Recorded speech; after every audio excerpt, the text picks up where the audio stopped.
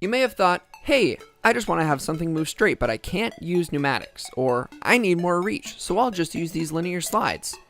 Well, I thought this, but when I went to go assemble it, I realized that the screws that attach the gear strips to the slides interfere with the screws needed to attach the slide holders to your structure. Well, after some thought, this is my team's solution to the problem. Step 1. Attach gear strips to the linear slides. Use the small motor screws. Step 2. Take your drill and attach a 17/64 drill bit.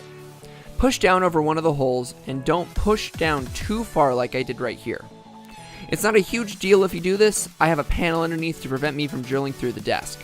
Push down slightly before reversing thrust and taking it back out. I used a pair of pliers to pull out the shreds. If the screw doesn't sit flush, take the drill and drill in reverse, like you're trying to pull the drill bit out while still pushing down. This helps you not drill through but still get the hole just a tiny bit deeper. Do this at least twice and ensure that the linear slide rolls smoothly. Take a bracket like this and take two 6/32 nuts available from your local hardware store and screw the slide holder into the bracket. This is not difficult to do, just difficult to keep in place while filming. Take your motor and screw it in at the absolute top of the bracket. It takes 2 screws and is also difficult to do with a short Allen wrench well on camera. Now take a short axle and insert it into the bracket, fitting on a size 2 pillow bearing and a high strength gear with axle inserts, then into a size 2 pillow bearing and into 2 shaft collars. Tighten and you're finished. Ensure that the slide moves and you can mount it onto your robot.